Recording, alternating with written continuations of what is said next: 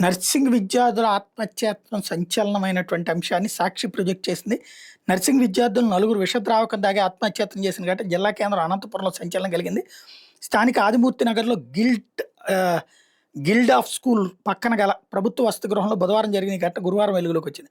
Hostel, junior కళాశాల, ఆసుపత్రి వర్గాల కథనం మేరకు పెదపప్పూరు మండలంలోని ఒక గ్రామానికి చెందిన నలుగురు, వాళ్ళలో ఇద్దరు కవలలు విద్యార్థులు అనంతపురంలోని ప్రభుత్వ వసతి గృహంలో ఉంటూ కేఎస్ఆర్ జూనియర్ కాలేజీలో వొకేషనల్ కోర్స్ ఎంపీహెచ్‌డబ్ల్యూ రెండో సంవత్సరం చదువుతున్నారు.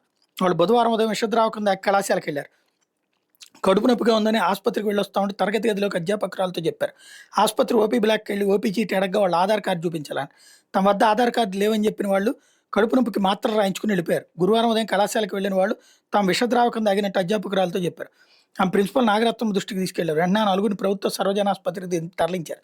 సంక్షేమ శాఖ అధికారులు, హాస్టల్ సిబ్బంది, అధ్యాపకులు ఆసుపత్రికి చేరుకుని విద్యార్థుల ఆరోగ్యం మీద ఆరా తీశారు. విద్యార్థులకు ప్రాణాపాయం లేదని వైద్యులు తెలపడంతో అందరూ ఊపిరి పీల్చుకున్నారు.